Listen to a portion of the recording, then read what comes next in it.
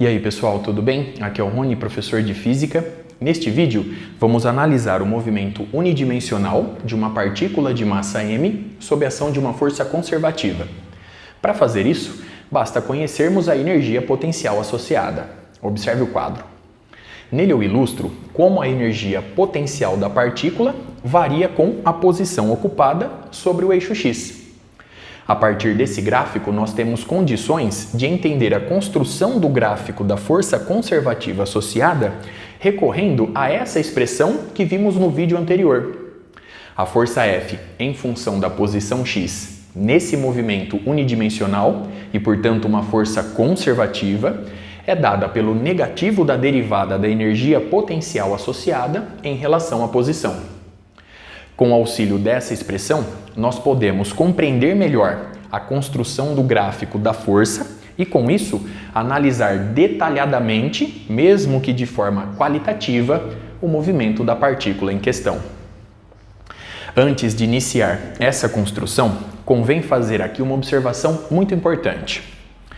Toda vez que eu estiver me aproximando do ângulo de 90 graus, nessa análise, a partir do primeiro quadrante ou a partir do segundo quadrante, o módulo da tangente do ângulo θ aumenta.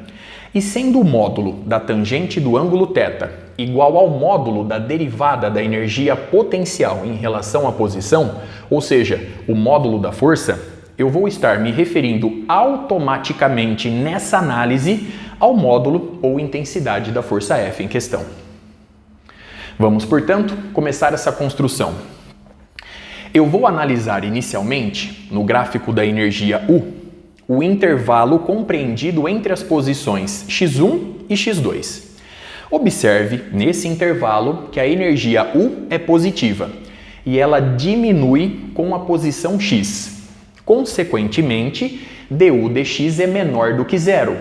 Pela regra de sinal, vemos que a força F nesse intervalo é positiva. Observe a correspondência no gráfico abaixo. Ao mesmo tempo, observe o movimento da mão direita. A inclinação da reta tangente ao gráfico da energia U se afasta do ângulo de 90 graus pelo segundo quadrante. Logo, o módulo ou intensidade da força F diminui, correspondendo ao gráfico abaixo construído. Muito bem?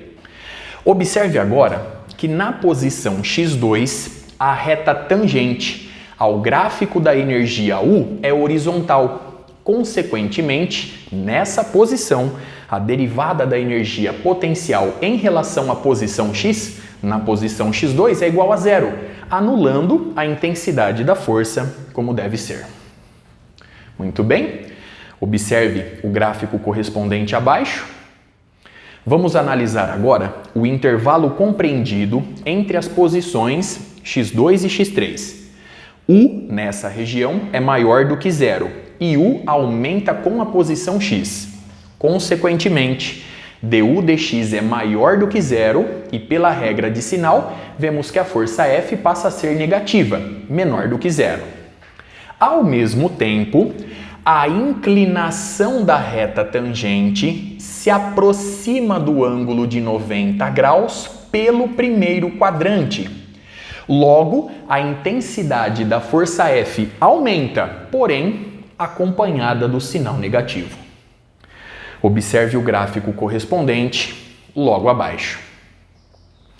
Na posição x3, no gráfico da energia U, nós temos um ponto de inflexão. Vamos entender por quê. Observe atentamente o movimento da mão direita. Antes de x3, o módulo da força F aumenta. Consequentemente, após x3, o módulo da força F diminui, pois x3 é um ponto de inflexão. Você pode comprovar este fato da seguinte forma. Observe que após a posição x3, a inclinação da reta tangente ao gráfico da energia U se afasta do ângulo de 90 graus pelo primeiro quadrante. Consequentemente, a intensidade ou módulo da força F passa a diminuir. Vamos entender agora por que ela continua negativa. Observe que, nesse intervalo, U é maior do que zero e aumenta com a posição.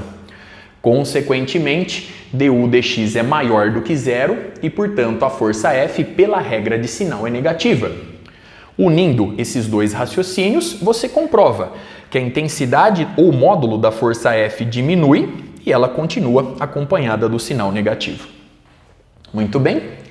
Na posição x4, mais uma vez, a reta tangente ao gráfico da energia U é horizontal. Sendo assim, a derivada da energia em relação à posição x na posição x4 é igual a zero, anulando a intensidade da força, como deve ser. Vamos agora analisar o intervalo compreendido entre as posições x4 e x5. Observe que, nessa região, U é maior do que zero e passa a diminuir com a posição x. Consequentemente, du dx é menor do que zero e, portanto, pela regra de sinal, F se torna positivo, maior do que zero. Observe a correspondência logo abaixo. Ao mesmo tempo, a inclinação da reta tangente nessa região se aproxima do ângulo de 90 graus pelo segundo quadrante. Logo, além de ser positiva, a intensidade da força F aumenta, conforme ilustrado. O ponto x5, mais uma vez, representa um ponto de inflexão. Logo, de forma imediata, podemos assumir que, se antes da posição x5 a intensidade ou módulo da força F estava aumentando, após essa posição a intensidade diminui, fazendo com que, em x5, a intensidade da força F seja máxima. Observe a correspondência logo abaixo. Você pode comprovar este fato, mais uma vez observando o movimento da mão direita. Perceba que, nessa região, a inclinação da reta tangente ao gráfico da energia U se afasta do ângulo de 90 graus pelo segundo quadrante. Logo, a intensidade da força F diminui, como deve ser. E ela continua positiva, pelo seguinte fato: U é maior do que zero, porém diminui com a posição x. Logo, du dx é menor do que zero. Pela regra de sinal, vemos que F é maior do que zero. Muito bem. Observe agora essa região do gráfico da energia potencial U. A partir da posição x6, a energia potencial permanece constante. Consequentemente, a derivada dela em relação à posição se anula. Logo, a partir da posição x6, a intensidade da força conservativa vale zero. Muito bem. Observe mais uma vez os dois gráficos e toda a análise realizada até aqui a partir dessa expressão. Vamos agora analisar os pontos de equilíbrio desse movimento através do gráfico da energia potencial em função da posição. Vamos admitir que a partícula esteja exatamente na posição x2. Ao deslocá-la para a direita, a favor do eixo x, a força passa a ser negativa. Consequentemente, a força atua na mesma direção, porém sentido oposto ao deslocamento em questão. Se eu deslocar agora a partícula para a esquerda, em oposição ao eixo x, a força passa a ser positiva. Consequentemente, mais uma vez, ela atua na mesma direção, porém sentido oposto ao deslocamento em questão. Perceba que a força conservativa tenta a todo momento devolver a partícula para a posição x2. Consequentemente, esse ponto de equilíbrio é chamado de equilíbrio estável. Muito bem. Vamos agora admitir que a partícula esteja exatamente na posição x4. Ao deslocá-la na horizontal e para a direita, a favor do eixo x, a força fica positiva. Consequentemente, a força atua na mesma direção e sentido do deslocamento, ou seja, impulsionando a partícula a se afastar da posição x4. Se eu deslocar agora a partícula a partir da posição x4 na horizontal e para a esquerda, ou seja, em oposição ao eixo x, a força passa a ser negativa, ou seja, mais uma vez, Em torno dessa posição, ela atua na mesma direção e sentido do deslocamento, impulsionando a partícula a se afastar da posição x4.